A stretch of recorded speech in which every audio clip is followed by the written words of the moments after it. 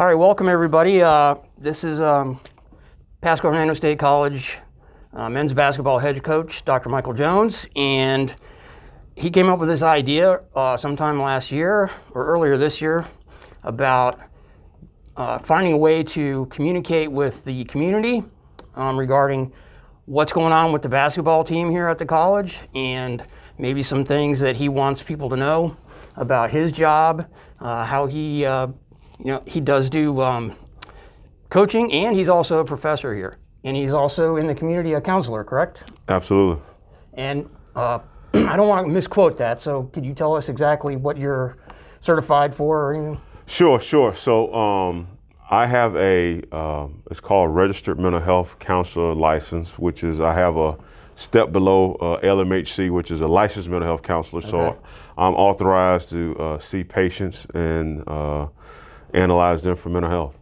So you have a really interesting education in that will help you with dealing with your athletes, I'm sure, correct? Because there's a lot of personalities in sports, a lot of big ones. Correct. Now, the only thing is that because I'm in the coach capacity, I can't see them for mental health. However, I can give them some tools to help them, but then I have to refer them to a mental health counselor, which is, in fact, the good thing is the school has already implemented an SAP program, student assistant program, where they get 3 free sessions with Baycare. Yeah. And so that we have used that in the past and we still use it. And then there's some other associations out there that I also seek out to help them with vocational rehab is one.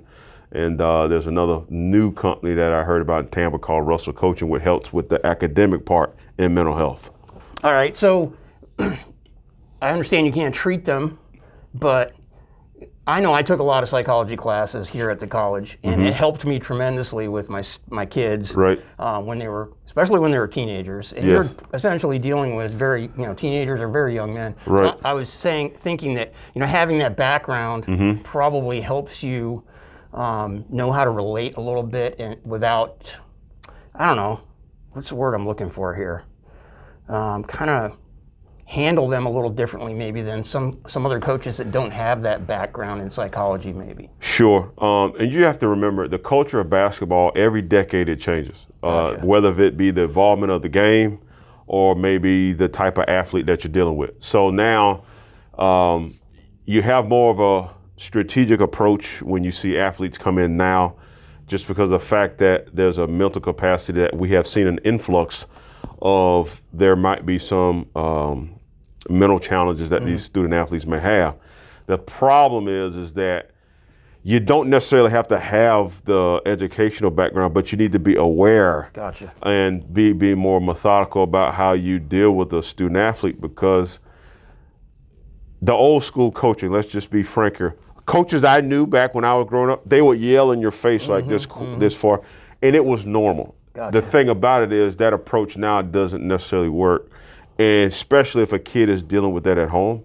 So if you do that in practice, they won't even respond. Right. So that's kind of an example of what we've seen, and you see a little bit where they may not have the same dynamics at home that you might have, or there may not be a lot of support in the stands at the game from the parents' perspective.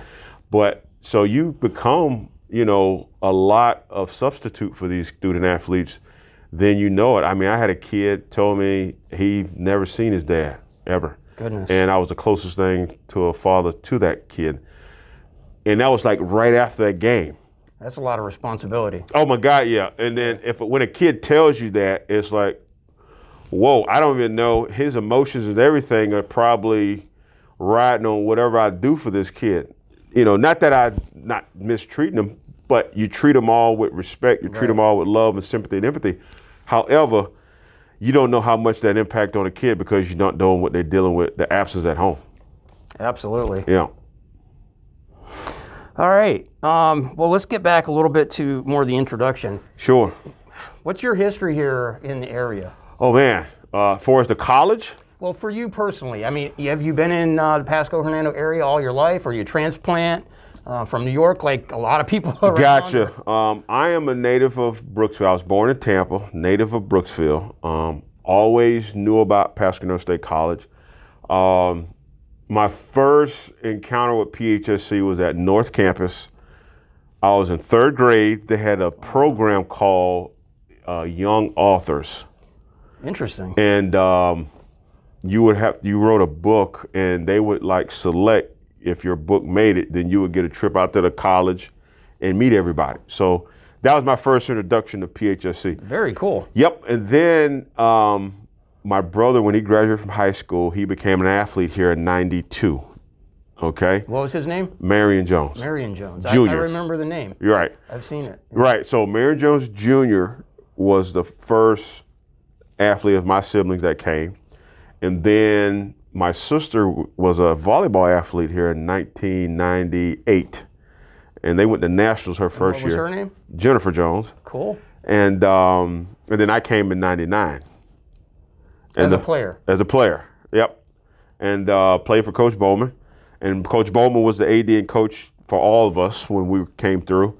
And then my nephew, Marion Jones Jr. III, played 2 years ago. That may be why I remember the name. Exactly. Okay. Exactly. So his son has played here too. Very nice. Yes. So there's a big family history here then. Oh, real big, real big. So I've been around this campus even as a kid, watching athletes, watching games. So yeah, so it's kind of business and personal at the same time. Very nice. Yes. I was not aware of that. Yes. I did remember you stating you played here, but I didn't know the other family history. That's Yes. very interesting. Yes. Now, there's other connections where you may not notice. Norm Pingley used to work at North Campus. Heard that name. Okay. Norm Pingley was my father's high school assistant basketball coach when he was in high school in the 70s. Do you remember what school that was? Hernando High School. Hernando High? Yes, sir. Interesting. And then Norm Pingley also was a high school basketball official with my dad for about 30 plus years. Goodness. Yeah. And I think Norm and Coach Bob Bate at the time was slow pitch softball coaches here at West. That's where I know that name from. Yes. That's interesting. Yep. All right. Well, that's really interesting. I bet probably most of the people watching out there had no idea either. No, they probably don't. But that's kind of the culture and the family connection of being a part of this college. And you were here, obviously, you took classes, you were a student athlete. Yes. You earned a degree here. Yes, so I got an AA degree here. Believe it or not, there's 3 people I think was here working when I was a student athlete. Kathy Brantley was my advisor. She's still here. She's still here. And I tease her from time to time about, hey, I need to sign up for some classes. Okay, she was here. Bob was here. Correct. Dr. Bob Bate. Dr. Bob Bate was here. Steve Werland, which is now the AD, and he was here. I'm trying to think for his professors. Russ Nail, great professor. I know he's gone, he's retired. And then Mr. Magoulas was my accountant teacher. Great accountant teacher. He's gone now, but I think who am I trying to remember that was here when I was here that was a professor. I mean, you're talking 30 years. Yes, right? yes. Well, 20, 21, 22, somewhere in there. Okay. And then it was another, she taught English. I can't remember her name. I'm losing it here. Barbara Booker? Not her. Man, I can't remember her name. It'll come to me later. It'll come to you if you remember it. She still works here. So I talk to her from time to time. So, I got a lot of, like I said, history here, and it's beautiful. So you went on from here to earn other degrees, obviously, correct? Yes. So a lot of people don't know my basketball journey, and I want to talk about how I ended up where I ended up. So I actually had a lot of letters when I left here as a JUCO and basketball player. And I had an offer to Lynn, I had an offer to Eckerd, and then I also had a official visit to St. Francis that was Division I in New York. Wow. Okay. I only went to the Eckerd visit. All right. Full ride. All of them pretty much were like full ride. Right. And I didn't take either one. So I wanted to go to Florida State. Gotcha. And I wanted to walk home, but I didn't understand the business behind college basketball because I was still a young athlete, 18, 19-year-old kid. Pursuing your dream. Pursuing your dream. All right. So that's the first time in my life I've ever been cut from anything. Goodness. Yep. So I was cut, and then I was on the track team. But then I said, you know what? I was only doing track to get myself busy until basketball came around. But then when basketball was gone, I didn't want to do track, so I stopped.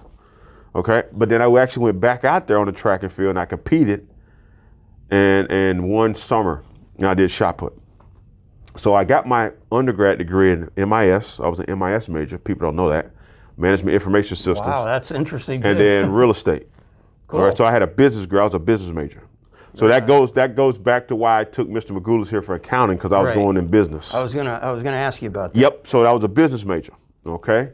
So I got my degree in FSU at 2004. I got my AA degree here in 2001. So I was here in '99 to 2001, and then got my first 4-year degree in Florida State in 2004. And then after that, I became a PE teacher, and then I got into coaching. Was that in Hernando here, or? Okay, so I got my first PE job at Challenger K when it first opened in 2005. Right, that's Hernando, correct? Yes, Spring Hill. Spring Hill.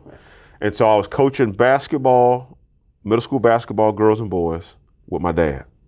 Oh, that must have been great. Oh, it was fun. Yeah. It was fun, because all these years he taught me, now I get to work aside him, beside him. So watch this. This is how fast my coaching career went. So I was there for 2 years. I did ISS the first year, and then PE, and then I was coaching girls and boys basketball. And then I did a little bit of football my second year, assistant coaches football, and then also track and field. And then I left there, got married, went back to Tallahassee, and then I was working back at Florida State, because I also worked at Florida State too. I was a student. I was actually a security guard with the police department when I was a student. Wow. Yep. So I worked there, and then when I went back to Florida State, I was working for the department. At the time, it was called, what was it called? It was called, I'm drawing a blank. That's how long it's been. It's now called ITS. Okay.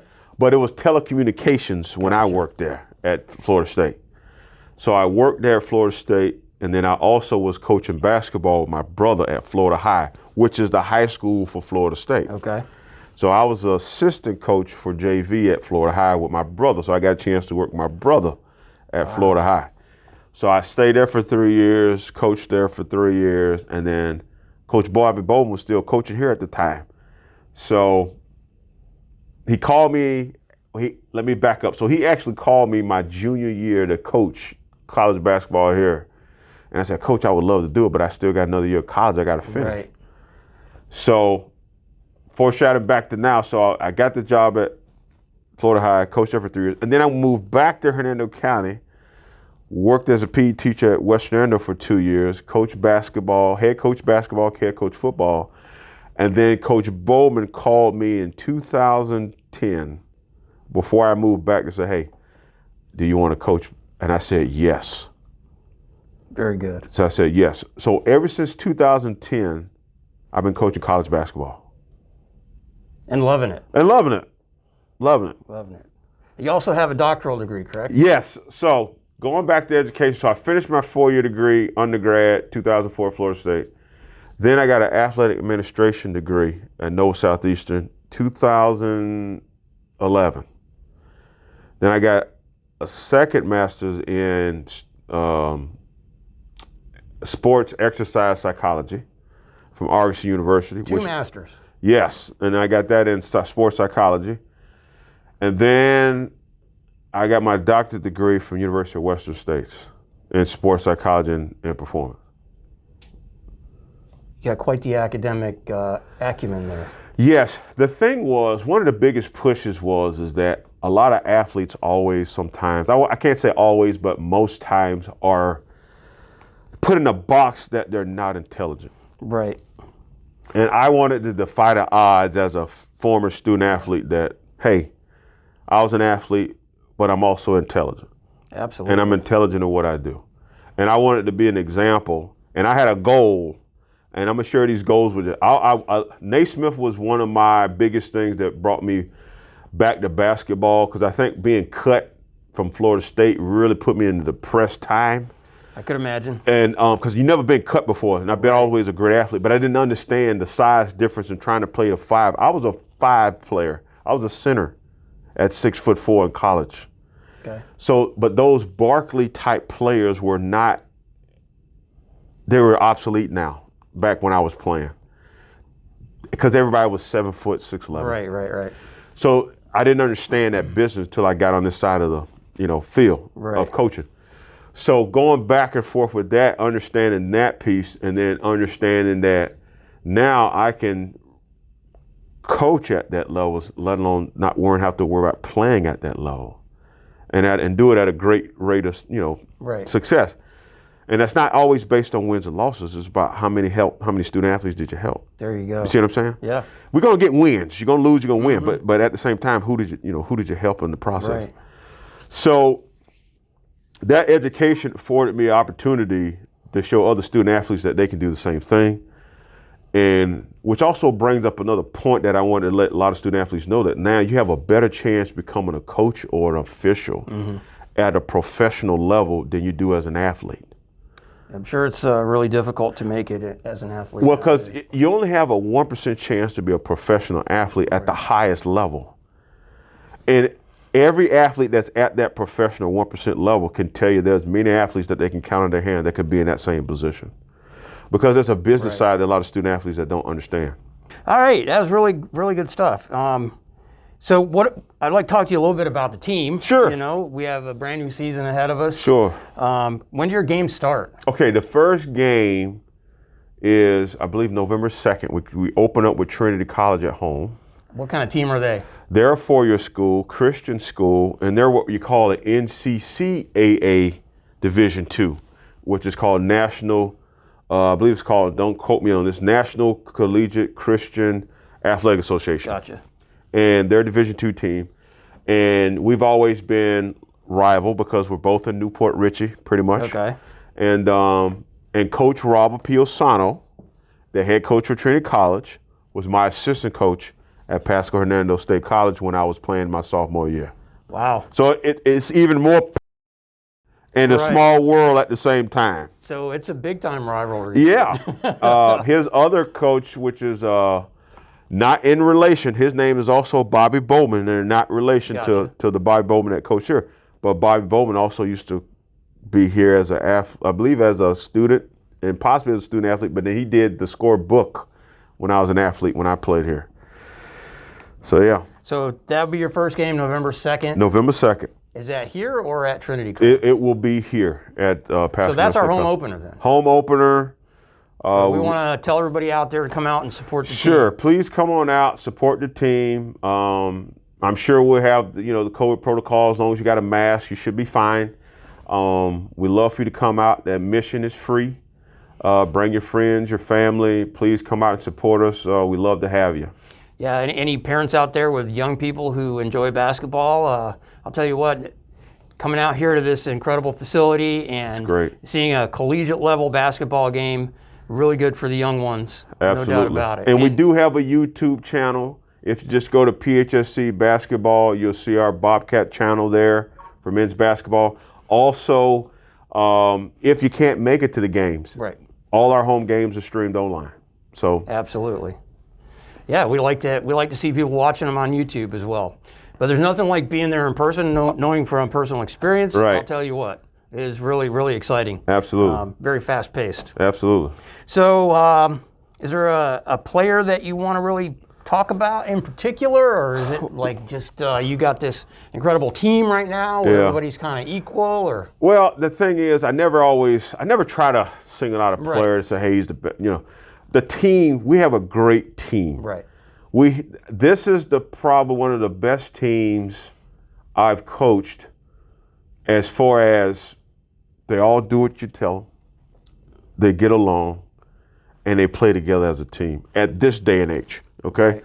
And the thing about it is, now granted, even with COVID last year, our team took us to the South Atlantic tournament last year, North Carolina, finished in the Final Four, and most of those young men came back. Nice. That same team held a year overall GPA as a team at 2.9, which has been the highest for men's basketball since I've been here as a coach. That's really good. So again, as far as team, overall from academic to the court, bar none. I think this has been one of the best ball clubs we had in a long while. So it's good to hear that depth. Yeah.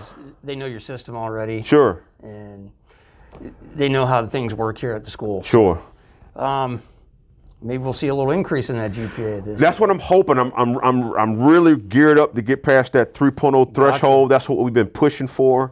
And that's what brings the whole piece of the education part, that I got that high degree. It's not to be called Dr. Jones. I mean, it's great, but I didn't get it for that reason. I got it just for the simple fact that, hey, this is what I did. I set the bar. It's like a record. You know, when you're in high school, they put records up to say, here's the standard. Now you go out there and you go break them. So I just did that to set a standard and say, hey, which other athlete's going to go out here and reset the standard? Very nice. And that's pretty much what it is. So you're the one they look up to and try to strive to do better, maybe even than you, correct? Absolutely. I mean, get a doctorate degree and help out the community? Absolutely. I tell you what, I got one kid, our first year in 2015, when we went to the tournament in North Carolina the first year. His name is Metrius Till. Okay, Metrius Till finished here. He went to Greensboro College, and he finished there as a ball player, Division III, NCAA Division III. Then he became an assistant coach at Greensboro College with Brian Gillespie, which is now the head coach at Eckerd. And now Metrius Till is Division II, NCAA Division II basketball coach, volunteer. He's an assistant coach at Eckerd College as men's basketball. Very nice. And he's under 30. Wow. Because he listened. Gotcha. You see what I mean? He listened. But he was also a byproduct of that team that went to North Carolina that also, that was my first sophomore group that all graduated on time and nobody flunked off as a sophomore. Wow. All right, that's really interesting. Yes. I'm glad to hear he's having such success. Oh man, It's awesome. he's doing very well. How about, is there a specific game on the schedule that you've got circled, on the calendar? Like, oh, absolutely. So this year, obviously Florida Gateway is our rival, and also our region team that we have to beat every year to go to North Carolina. So we won the Region 8 championship last year against Gateway, and so we hope that we repeat it again. Now we got to play 6 games this year to. Those games dictate venue. Right. If I play home or if they or we hosted, they host. Last year, correct? Or no, you traveled. We traveled. Right. We played at theirs, and we beat them. And then that gave us the opportunity to go to North Carolina. So it was the year before you played here, I think. Correct. Yeah. Correct. And like I said, both teams are great. The energy is great. I mean, it's a lot of positive energy in that gym. The adrenaline is like very high. Right. Everybody's looking forward to. I mean, the games are real. Players get up for those games. Oh my God. Yeah. Oh my goodness. If you can't get up for that game, I don't know what game you're gonna get up for. So I mean, it's very exciting. It's up tempo, back and forth. I mean, there's a lot of yelling, screaming going on, but it's fun. It's great. It's all PG. Oh yeah, it's great. All right. Anything you want potential recruits to know? Like, say you get a question all the time that you just really want to get out there. Sure. Pretty much for recruits, we host showcases to help us with recruitment. Right. Now, what that does, it gives an opportunity for a student athlete to visit our campus and be able to play in front of college coaches to showcase their talent. And the beauty part about us doing showcases is that it's a fundraiser, but it also gives an opportunity to recruit right from the showcase. Right. So the thing about it is, it gives that opportunity for a parent or a student athlete to come out to the college, visit the college, and then ask questions to a college coach in the same day. So that would be you, or is there other colleges? Well, it's mainly PHSC. Gotcha. It's just PHSC men's basketball staff. Okay. And then, it's kids from all over the state of Florida. Heck, we even have kids from out of state that come to it. So how do they find out about that? We use the marketing department to help promote it. We send that information also out on your social media. The website, everything that has any type of electronic to it, we try to get that information out, even email. They can also visit bobcats.phsc.edu. Absolutely. And probably find that information. Absolutely. That information will be in PDF format. If you go to the basketball page, you should see a link on the left that says showcases. Gotcha. Is there any new additions to the team this year, like a staff member or Are you doing anything conditioning differently this year? If you want to share that Sure, stuff, sure. you don't sure. have to. No problem. Nick O'Neal, this is his 3rd year. It's just been Coach Bim and I for a long time. Right. Larry and Bim. he's Hall of Fame coach. Yeah, Bim. Larry Bim is New York State Hall of Fame coach. He's been coaching for probably 40 plus years. Goodness. And a couple names that you may know that who he coached in high school. Mike Hart. Mike Hart was a running back for Michigan, University of Michigan. And then also Latavius Murray that plays in the NFL, running back for Minnesota Vikings. So Larry Bim has been a good, intricate part to my success as a coach, and also the addition to Nick O'Neal, which is his 3rd year. Great guy, very energetic, helps us a lot out here on the staff. Nice. Good to have that support for sure. And one more person that we're bringing back, Ray Calvert. Ray Calvert has done our books for years. And now that Ray's back, it's going to be great. He's going to be working with us, doing our stat book, and also driving with us to away games too. So I'm excited about that. And for those that don't know who Ray Calvert is, Ray Calvert was, for the long time here at the college, the director of our libraries, and a huge supporter of the basketball. Absolutely. Every game he attended that I saw anyway. Absolutely. And him, also the library staff that's still here now, James Morin and Tyler Clausen, which helps out with the filming. They do all the film for the YouTube. And those guys have been a great, intricate part to our success of getting that information out. And it makes it easy because when we have film, we can send that to for recruits. It's good for recruiting. Yeah, so those guys have been helping us since day one, and I have nothing but positive energy to say something about those guys. So yeah, absolutely. That pretty much covers it for me. You have anything you want to close with real quick? Sure. I just the one thing I think that, and if you mind me saying this, we want to call this what we call Fast Break Fridays. Fast Break Fridays is what we're because since it's basketball and it's Friday, and we always play in transition. So I thought Fast Break Friday would be ideal for this topic. And I mean, even though that's the title, we can talk about anything. But I think the one thing I just like to say is that I'm very fortunate to be here as an employee, and then also as a former student, and it just makes it even the sweeter to be here and still be on staff and see some of the familiar faces I've seen, even as a young kid. It's great. A lot of people dream to do something like this, but I get to live it, so I'm very fortunate. And you get to help affect young people, not only on the court, but in the classroom as well. Absolutely. And just to let you know a little bit, there's a program I think Dr. Beard created when he was not president called Men of Excellence. And ever since he transitioned, I've been kind of helping support that and getting these young men involved and going and doing things out in the community with Men of Excellence. We also have a guy by the name of Adam Powers that has a church called Sunrise across the street. He comes in once a week and encourages the guys. He's been on our program at least 5 to 6 years. We've partnered with, her name is Arlene Debarisi. She works for Special Olympics. We ran a basketball camp for Special Olympics. I was at that camp. Yep, and we're going to do some motivational speaking and some other stuff this year with Special Olympics. So there's a lot of intricate parts to the basketball team's success than just games. I can say personally that I attended that over at what used to be Ridgewood. Yep. It's now Wendell Crin. Yep, that's it. And that was an amazing, amazing thing. Actually, I think there's a video out there on your social media. It's out there. It's still up. That you can go and check out because that was a lot of fun. And you could tell it was very meaningful for the participants as well. Oh, man. And again, the lady, Aline Debarisi, okay? Mm-hmm. So I was in Publix, and she was in there with Special Olympics, and she gave me her card. Okay, let me tell you how I know her. So when I was a student athlete, she was a team mom. And she used to feed the team.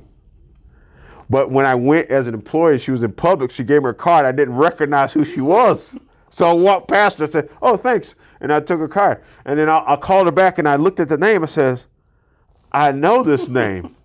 And I called her back, and then all of a sudden we start working back together. And now how she helped us, I was able to give back. But that's the beauty part in the culture that I'm talking about Right. when it comes to just basketball.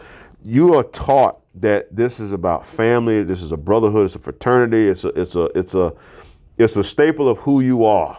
It's your sport, right? So then it becomes a part of your lifestyle. So when she gave to us, I was able to go and give back to her with her program without any question. You know what I mean? And do you know when that's going to happen yet this year? Not- You haven't ironed that out yet? I know it's going to be sometime this fall. Okay. We're going to try to do one in the fall, one in the spring, but we haven't set up dates yet. So hopefully we'll have something soon. Well, make sure you let me know. Absolutely. I want to go again. Absolutely. I mean, that was really heartwarming to watch. Absolutely. Absolutely. Watching all those young men interact. And I used to do that stuff with Coach Bowman when I was an athlete with Special Olympics. That's really nice to have the student athletes out there interacting with the community like that. Absolutely. And being, role models and such for those young people. Absolutely. That's all I have. I want to say I appreciate you coming on, and hopefully we're going to continue this. I think we should. I think so. We're going to do like every other Friday, I believe. Yep, I think so. That should be give the listeners and the people that's watching the opportunity to have some insight and be a part of it. Exactly. So we're going to post it on PHSC Basketball has a YouTube channel. We can probably post a recording of this there. You can watch us on the PHSC Basketball Facebook page. Absolutely. And they also have a Twitter account, so our Twitter feed, you can follow what's going on there. And we're going to take this audio and hopefully turn it into a podcast. Absolutely. Which you'll be able to listen to it if you want. Absolutely. So that's our plans, and we appreciate everybody tuning in. If you have any questions, be sure to put them in the comments below. Peace out.